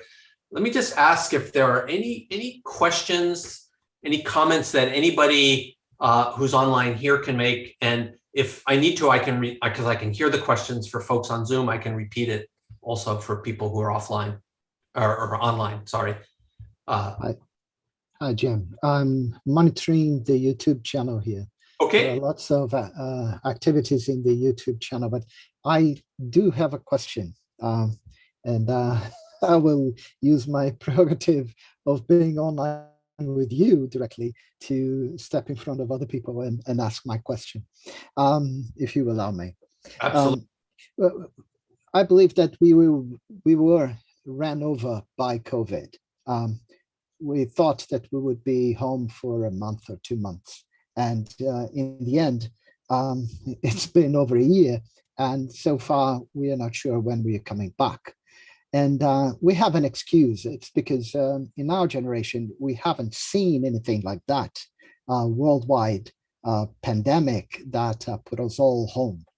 Right. And so as the administrative personnel of the university, Lavinia and I, we as directors of academic affairs, we were trying to quickly put together tools and information that would help us to get through this new experience, this new normal, something that would allow us to make that jump that you put in one of your slides, that you had an arrow with COVID from 100% presence to 100% virtual.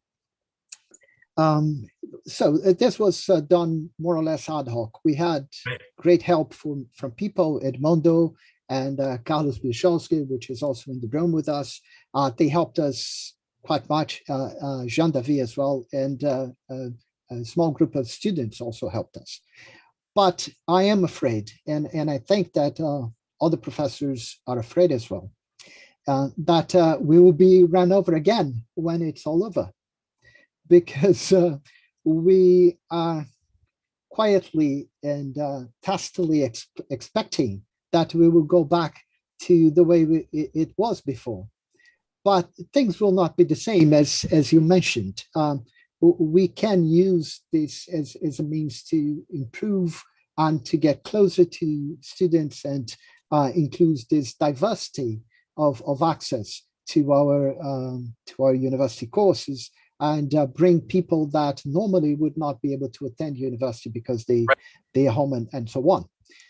So my question finally, after this long speech, is how can the administrative personnel, how can I and Lavinia help prepare in advance?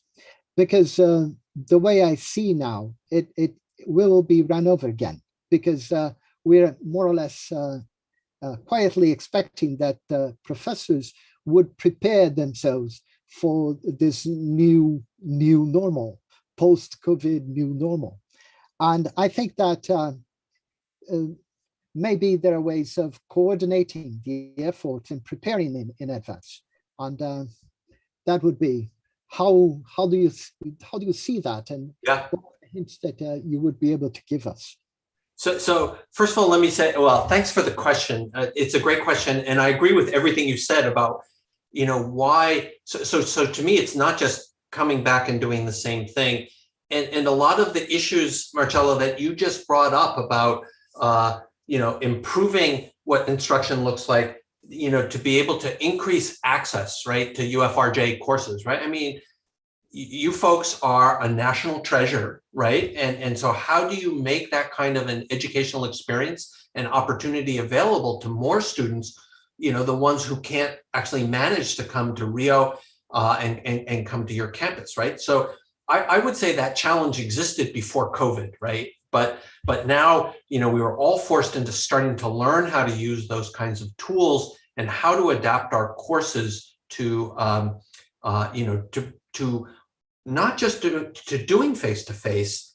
So when I talk about flexible learning at UMass, you'll see, we are still a residential campus, but we want to use what we do on campus to reach students who are off campus as well. And so you asked about, what kind of programs could you folks as you and Lavinia and others as administrators do? What I would say is that it's an opportunity going forward, maybe not so much in advance, but as we go forward, it's an opportunity to help faculty, staff, and students, like your graduate teaching assistants, learn how to, improve the educational experience that's actually mediated online.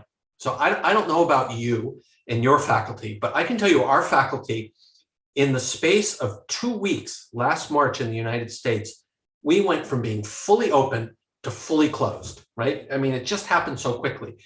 I would say maybe 10% of our faculty had experience teaching online, but everybody in the space of 2 weeks had to learn. And so I'll tell you, the results were not, as optimal or as good as they could have been if we'd had more time to prepare, right? And so I think, again, thinking about the future going forward, we do have time to prepare, or we have time to continue to evolve, because this is going to be with us, right? And the opportunities of extending what we do on campus, off campus, that opportunity is going to be with us long term.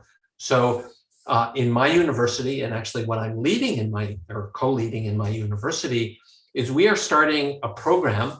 Well, it's not actually announced yet, but it will be announced within a couple of weeks, of opportunities for, for funding and to bring people together, bring faculty, bring staff, bring students together who want to work in teams at the department level. So it's not just individual faculty, but departments saying, hey, we want to take what our department does and move aspects of that online and have off-campus students as well as on-campus students. So we are creating a program that will have some funding in it for faculty, for students, for staff, who are part of the educational process. So that talked about those examples, those programming assignments I gave. Those were brand new. I think they were great, right? The students loved them. It was great. It helped build community. Those are the kind of things that I think we can do when we have time to think, rather than just like, oh my God, I've got to give a lecture and it's online. How do I learn Zoom, right? So I think there are ways to be able to plan and to craft a better educational experience. It's going to take time, right? It's not going to happen overnight, and I wouldn't look at it like an on-off thing. I think it's an ongoing process, as you'll see. So I see a question in chat from Edmundo. What resources do you think are essential to? I hope I can read a question here. What resources do I think are essential to start a blended class program that includes online and offline? So, there are the physical resources, right? There's the, there's the access to Zoom. There's, honestly, I put all my stuff up on YouTube. So I didn't, because it's free, all my students can use. My students, were dispersed around the world because they had to leave campus. Many of them who are international went to their home countries. And, YouTube has the content distribution network, the bandwidth to get to a lot of places that UMass can't, right? And so between Zoom, the storage that I used on YouTube, that's all I need in terms of physical resources. The students need that access. I know for a fact that, There are plenty of places in the United States, there are plenty of places in Brazil, there are plenty of places in Europe, Africa, everywhere, where students don't have the high bandwidth access that, so I post my lectures in high definition, students can't see that. So my lectures are free. I know that there are schools that have actually, taken them, put them on flash drives and mailed the flash drives to students, right? And so I do think that it's important to think about how you're going to be able to reach the students who don't have the high bandwidth connectivity that might be needed. There are technology solutions to that, but that's got to be part of the picture, because all students, you want their access to be as common as possible. And then, I just think we have to think about what we do in our classrooms, down to the homeworks we give and the programming assignments that we give. How do we adapt those to build that community among students, some of whom are present and some of whom are offline? So that's developing new curricular material. Professor Guilherme levantou a mão. Yeah, Jim, Guilherme has a question, I guess. Yeah. Hey, Jim. Really great, the talk. I really enjoyed that. It's fantastic. Thanks. And it seems that you raised the really important issues that so far is not just because the pandemic moment, but things that we really should act. Yeah. Yeah, that's the pandemic. It's indeed a really crazy moment, but gave us opportunities to think about the situation and how to improve it. That was for me an amazing thing. And of course, we need to be prepared to have good infrastructure, to have our labs connected and so far, but basically think about the evolution of the educational process and the points that you raised there, that again, they are really nice. So active learning, it's something amazingly good, but active learning depends on cases. Case? The cases. Yes, the case. Absolutely. So, yeah. Could you comment a little bit about how you provide the case, from where you get them, and how you inspire the students? So, because for instance, for the COVID stuff, that's the case. So we have lots of situations that the students can work on technologies to support, the protection of people regarding COVID. But regularly, how you collect the cases, how you inspire to get the case to offer to the students? Yeah, so that's a really good question, and I'll tell you all a little secret. So I have, last semester was my first semester back in a university for 6 years, because I went to Washington, D.C., then I moved to France, and now I'm back in the United States. And when I knew I was coming back, and this was before COVID, I said, to my department chair, I said, I want to teach 100% online, right? So I don't, and I didn't know there was going to be COVID. What I wanted to do was, because I've been very interested in this issue of blended learning and how to teach online. And so I will tell you, I'd already thought about those ideas about, programming assignments that brought students together. I didn't lecture. Not one time did I lecture last semester, because the lectures were already up there. So what I did say to students is, well, we're not going to meet twice a week. We're going to meet just once a week. We'll meet once a week a little bit longer than we would have once a week. But, they're going to watch that material online. And so, and I planned for that. And so I always came to class with problems that we could solve as a group, or I'd let them solve them, and then you do a poll. So, you're an instructor, right? And you're teaching, and you think, okay, well, here's a problem, and you assign the problem, you give everybody 5 minutes, play some music in the background while they're trying to solve the problem. You think, everybody's going to get it, right? And only, 75% of the students get it wrong, right?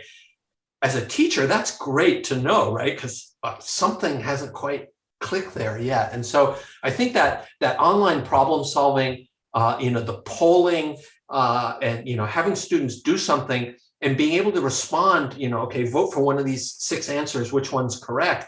And they can do that anonymously. So Zoom has this nice anonymous polling, and you could show them what everybody else. So, the students can see my face go like this when I find out that 75% of the students got the answer wrong, right? Yeah. And so those kinds of things I think help engage. And it's a very personal thing, right?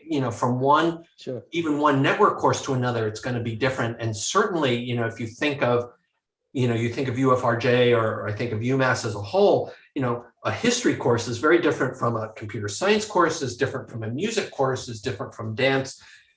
But active learning is something that you can do across the disciplines. It's just very different. We've had faculty groups here, in different departments work on this issue of active learning just within the classroom. So I see our Coppe director has a question. So directors always get to go next. Thanks, Jim. Thanks. Congrats. Professor Romildo, por favor. Thanks, Jim, for this nice talk. I have one question is related with evaluation. Learn how to guarantee these students are learning. That's something that I agree 100% that it's a nice tool that we are using now to teach using online platform. But one thing that worries me is about how to guarantee their learning. Right. They are really, and the second point is also as we are an engineer institute, so we have lots of experimental classes as well. We need to, sometimes it's very easy. It's easier to come with the students to the lab and show them things, do experiments, and then make them put hands on. So this is something that is still, of course, the hybrid system can solve it. But anyway, this is something to think.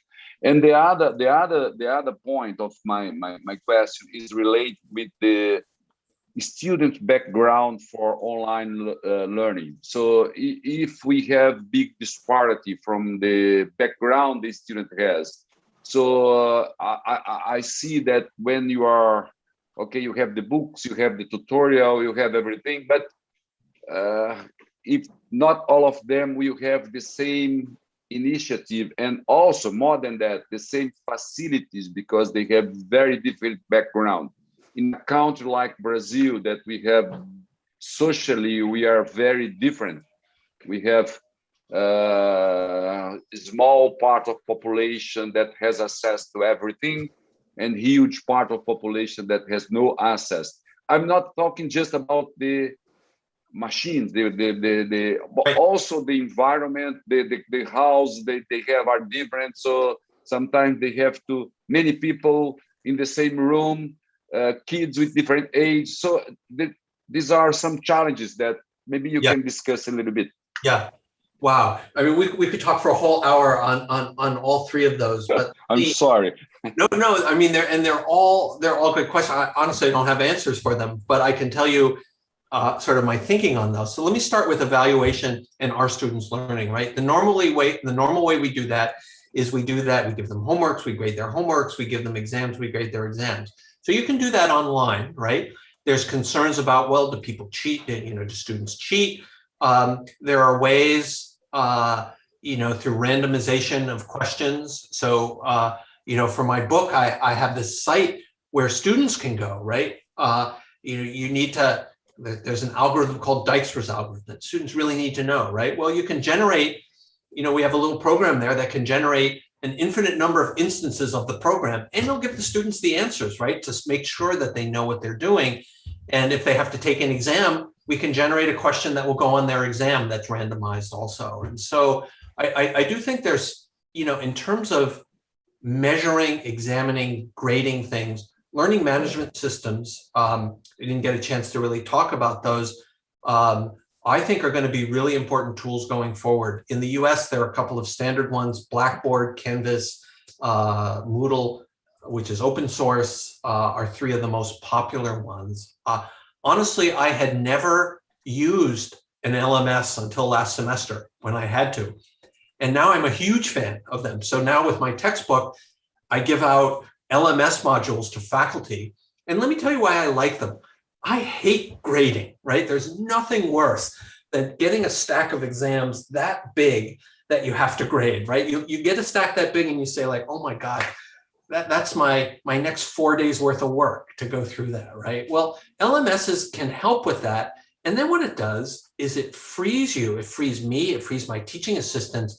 They have more time to work directly with students. So I will tell you, I didn't, we did very little hand grading this semester. Most of it was with LMSs, and that freed up my teaching assistants and me. So our office hours were much more, we had more office hours because we weren't spending so much time grading, spending more time with students. So I would say, this will sound weird, but it's true. I had the best set of office hours I think I've ever had in my 30 years of teaching because, I wasn't grading. I had a lot more time. Students would sometimes just drop in, say, well, I don't have a question. I just thought I'd see how you're doing. And, we'd chat. And I know my TAs with the programming assignments spent a lot more time working with students. So I think learning management systems are going to be an important part of this solution. You talked about labs. I agree with you. There's nothing better than in person, but maybe you can get 90% of it by virtualizing a lab. So I teach a networking lab where we've got racks of routers and students come in and they plug in the Ethernet cables into different ports in the back of the routers.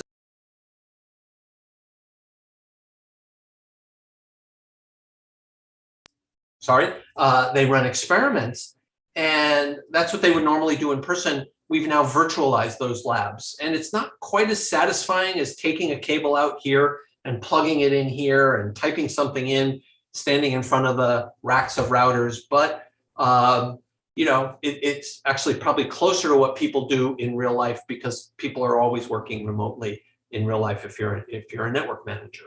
And then I think the last point that you raised, and I think that's the most important about the different backgrounds that students have and the different life circumstances that they have, because we think too much that, oh, it's just this course, right? But students are coming in especially, for national universities, they're coming with different sets of studying skills. Some people, live in, they have very different housing. I had some of my students who, they were clearly at their kitchen table with, their brothers and sisters running around. And then I had other students who lived in, way nicer houses than I live in, right? And they just come with different backgrounds, different skills. So I think you need separate programs to be dealing with that, and to, these are mostly advising and counseling programs to help students out with that. But great question. Jim, I believe that you have some slides to go through still. Well, a conversation is always better than going through slides. Let me just tell you, so I sent copies of my slides to Marcello and others, and so I think they'll be very happy if people could email you. You can just get copies of the PowerPoint slides. Let me just show one or two more slides, and then I'll break just so that you can see maybe a little bit of what's happening at you. Before you move on to the next slides, let me just point out that many of those who are following us on YouTube asked us to let you know that they enjoyed quite much your book throughout their academic career. Some of them said that it was a lifesaver. So I just wanted to let you know.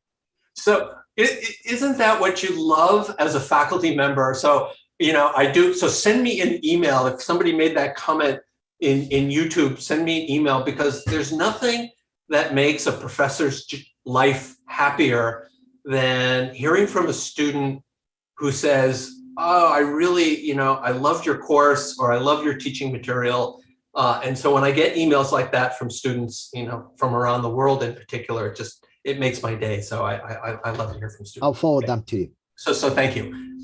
So let me just tell you what is in the rest of the slides, and there's a URL where you can actually pick up even more detailed information about this. So let's see.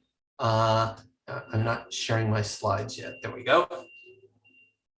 Okay, so at the University of Massachusetts, we have a program called Flexible Learning, and I was going to talk about that in the final third of this talk, but we're really at time, and discussion's always better. And so what I want to say here is just what flexible learning is, right? It's bridging this gap between face-to-face residential learning and completely online. And so the idea is to augment what we do on classes with modalities, to reach students who are not in the classroom. And in that sense, it's additive, right? We are not replacing the traditional UMass face-to-face educational experience with something that's strictly online. We're trying to extend what we do on campus, what we think we do really well on campus, and extend that to learners at a distance. And those learners at a distance could be synchronous. They could be in classes at the same time.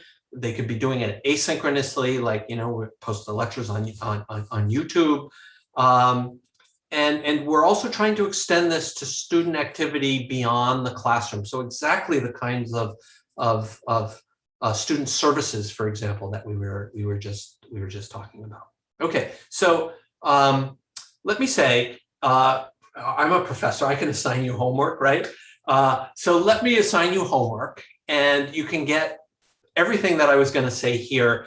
There's just a very short white paper that was written by my boss, our Chancellor Subaswamy, about flexible learning at UMass. He kicked off this activity in February of this year. We're wrapping up the planning for it at the end of this month. And so there's the URL, http:// you see it at the bottom right-hand side, umass.edu. You are not sharing your screen. Oh, you can't see my screen?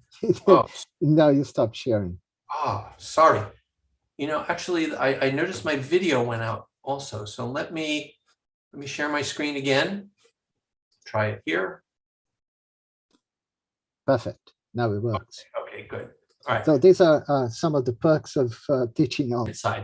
Pick up this white paper that was written by my chancellor with input from lots of people, including me, on what flexible learning means at the University of Massachusetts, what it means to students. I mean, we've talked about the advantages already earlier in the talk, what it means to faculty, and what it means for us as a university and for the state. Commonwealth is another word for state, for the state of Massachusetts as well, being able to expand the reach. We've talked about that before, right? I mean, UFRJ is it's a state, a national gem, right? Incredibly important. And what this means for how to extend all the excellence that happens at the UFRJ campus in Coppe to students who are off campus. And I think with that, I was just going to go through some aspects of this paper, but we don't have time. We've talked about many of them already, so I think that's okay. Take a look at that. Feel free to email me. I can provide additional pointers, and hopefully these slides can be made available to folks also who are online. So I think with that, I'm going to stop at least the presentation part. I'm happy to hang around and chat, but I know you've got a long day of activities here, but I'll leave it up to you, Marcello, how you'd like to handle things. Well, I could pass on some of the questions that were posed on YouTube. For instance, some of those you have already answered because they were more or less in the question that Romildo made on how to evaluate learning, how to evaluate students, how to grade students, if you have lowered your standards for grading students, and if you think that there's any other model beyond MOOC, these massive online courses. And there's another question here regarding remote teaching for medical students. This is probably not directly applicable to Coppe, but I think for professors and for administrative positions that we have at the university, we have to face this at some point. Yeah. So, great. Well, there's a whole set of questions there. Let me start with have we lowered our standards? So one of the things that we did do, which I think is great, is we said you could take a lot of your courses pass-fail, right? So you don't get an A, a B, a C, D, or an F, right? You just get a pass or you get a fail. And that relieves a lot of stress from students, I think. And I think that's a good thing. I mean, personally, I'm a big fan of that. You know, I told my students, when I was a graduate student, I took a course pass-fail, and I went to the instructor and I said, okay, I'm doing well in your course, but I've got all these other things I need to do. So I don't want to do any more, I don't have time to do any more homeworks. I don't want to take your final exam. Will you pass me? You know, if it was a graded course, you'd probably give me a C or a D, which I'd be happy with, but I'm taking it pass-fail. I've learned a lot. I don't have time for anything more. Will you give me a pass? And she said, yes. And I walked out of there, and it was my introductory French course, right? And I speak French, right? So it worked out fine, and it takes a lot of stress off of students. So I wouldn't say that we lowered our standards. I think we've provided more flexibility because we know students don't have the amount of time, and it's just a different experience now. So I don't think we should hold them to that letter graded grading. And so we did that as an institution. I know the students appreciate that as a lot. You brought up the question of MOOCs, which are really important. And I'm not a fan of MOOCs, right? Because I think a MOOC alone is not what UMass does and not what UFRJ does. Maybe a MOOC is what I've done, where I've just put my lectures online that accompany my book, right? But, you know, a MOOC is really, it's very one way. It's push of information out, and, you know, that's valuable.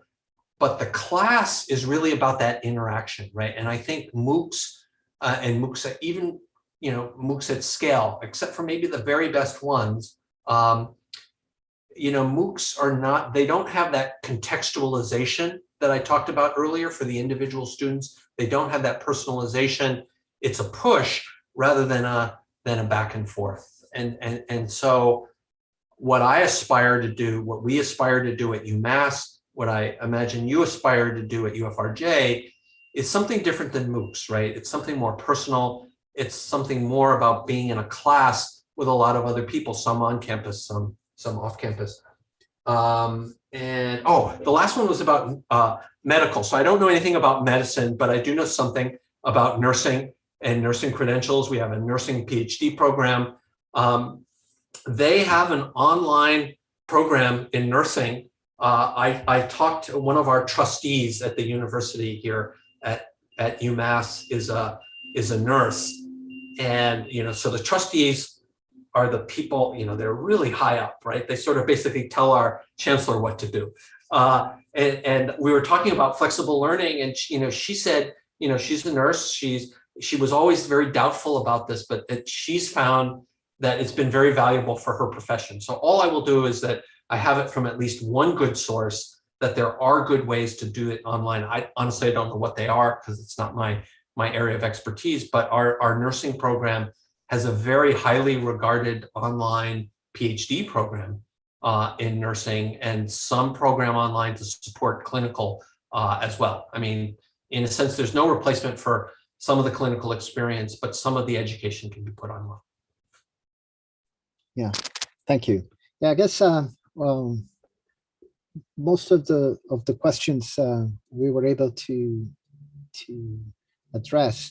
I will also say that we have put together, Lavinia and I, a working group in Copy to try to anticipate and to prepare in advance for the going back to the post-COVID new normal.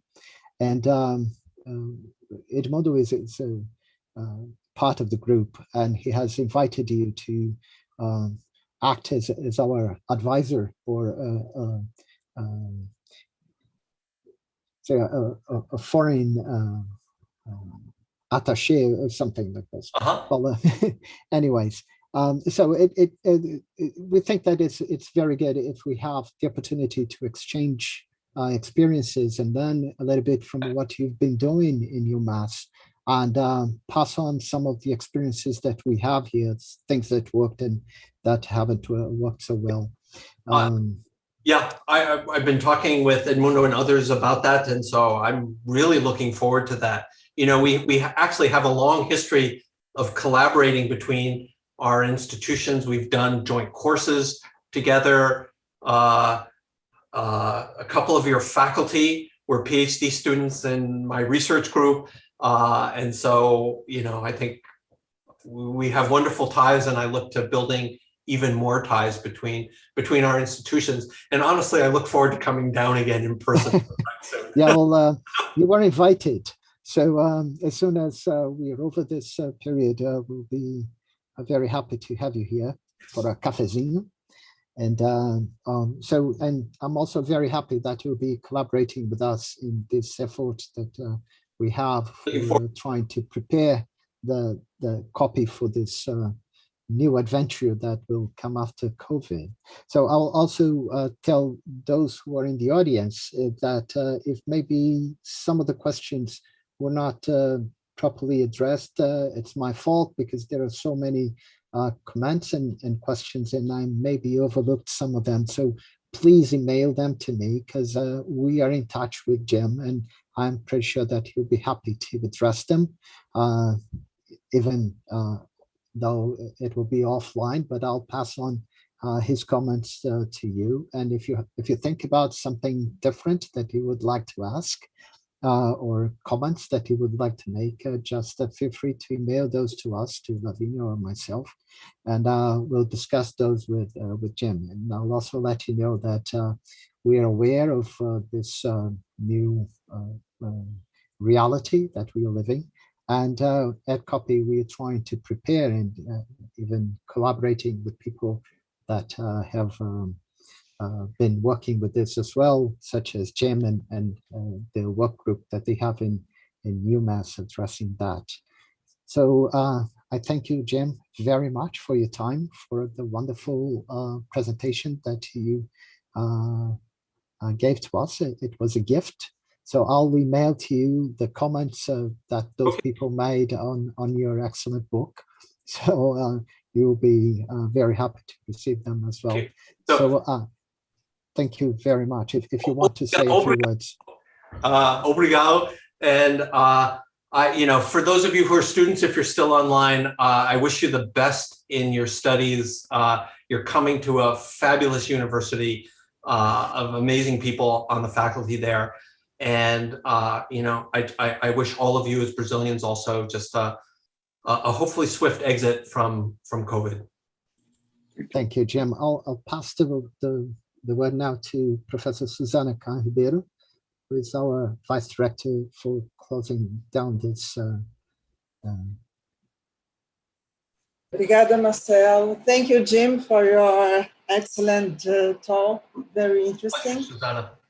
Bom, boa tarde a todos. Eu acho que só antes de encerrarmos aqui a nossa aula inaugural, eu gostaria apenas de desejar a vocês todos que sejam muito bem-vindos, que esse seja um ano um pouco mais fácil do que o anterior, né? Que a gente mantenha aí a esperança, o entusiasmo, enfim, a força, de maneira que a gente consiga não se abater e seguirmos aí esse novo ano, e que vocês fiquem também mais tranquilos, porque nós da COP, professores, os funcionários, os alunos e veteranos, todos nós já estamos com um pouquinho mais de experiência, né, acumulada no ano anterior. Então, como vocês viram pelas apresentações da professora Lavínia, do professor Marcelo, do próprio professor Romildo, a gente já está mais adequado aí a navegar nesses mares revoltos da pandemia. Enfim, eu espero que vocês curtam aí a nossa comunidade, por enquanto virtualmente, mas acredito que em breve a gente poderá talvez começar a se encontrar. Fiquem, né, se cuidem, sejam muito bem-vindos e tenham todos um excelente dia. Até logo. Com a palavra da professora Susana, encerramos a nossa cerimônia. Bem-vindos, alunos de 2021.